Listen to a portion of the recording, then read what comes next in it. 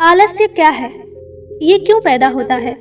और हम इसे जड़ से कैसे खत्म कर सकते हैं? आइए जानते हैं एक छोटी सी कहानी के माध्यम से। एक बार की बात है, एक आलसी व्यक्ति एक बौद्ध भिक्षु से कहता है, मुनिवर, मेरे पास बहुत आलसपन है, जिसकी वजह से मैं अपने जीवन में जो करना चाहता हूँ वह कर नहीं पाता हूँ। मुझे कुछ रास्ता दिखाएं। तो बौद्ध भिक्षु उस आदमी से पूछते हैं, क्या तुम्हें पक्का विश्वास है कि तुम्हें आलसपन है?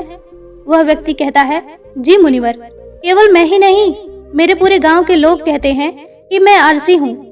वे बौद्ध भिक्षु उस आलसी व्यक्ति से कहते हैं, परंतु इस बात का तुम्हारे पास कोई प्रमाण है कि तुम वाकई में आलसी हो? जी मुनिवर। तो बौद्ध भिक्षु कहते हैं, क्या प्रमाण है?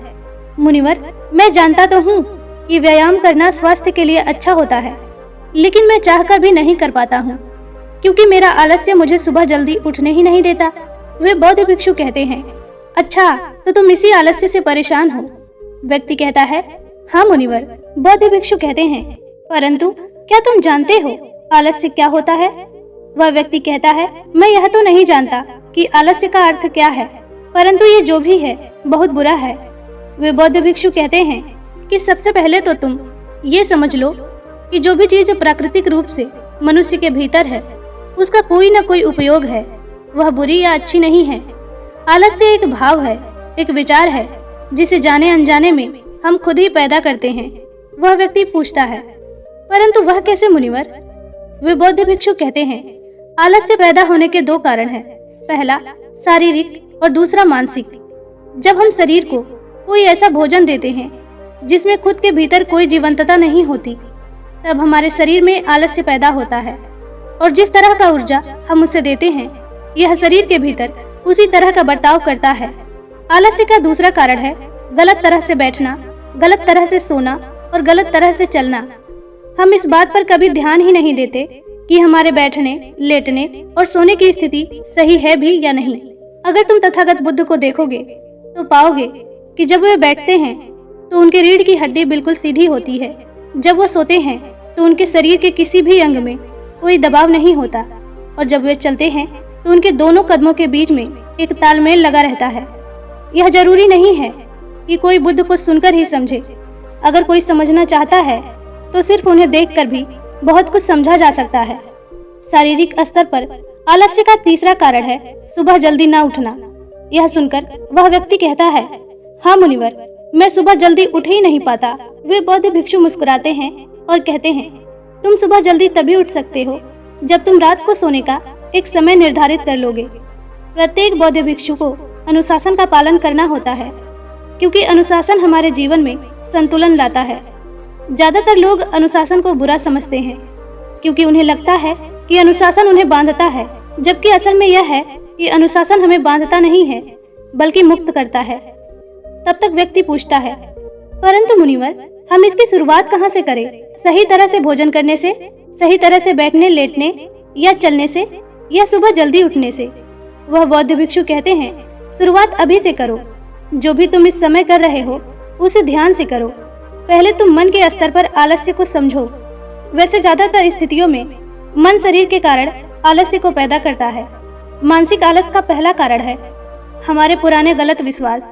हमें लगता है हम पिछली बार भी नहीं कर पाए थे, तो इस बार भी हमसे नहीं होगा। हम इस बात को नहीं देखते कि इस बार और पिछली बार में बहुत अंतर है। अब हम मानसिक तौर पर वो नहीं हैं जो पहले थे। अब सब कुछ बदल चुका है। जब हम अपने आप को काबिल नहीं समझते, तब आलस्य हम पर हावी हो जाता है। दूसरा बड़ा कारण है छोटी सोच और आलसी लोगों के साथ रहना।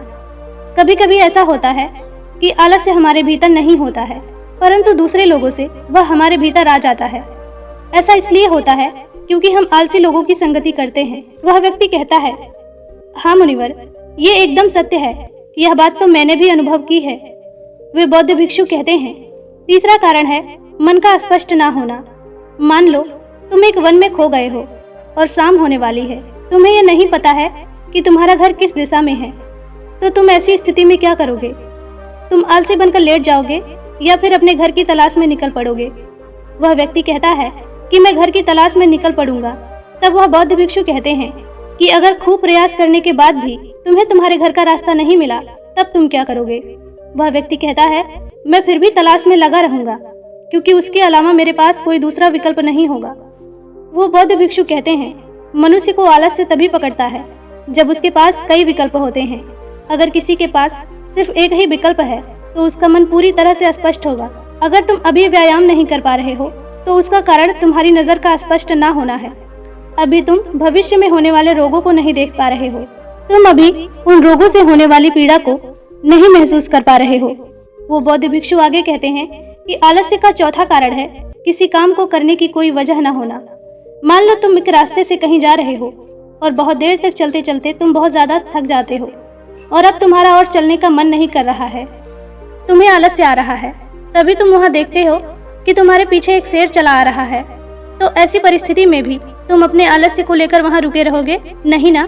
तो इस बात को समझो, आलस्य तुम्हें उसी काम को करने से रोकता है जिसे करने की कोई बड़ी वजह ना हो।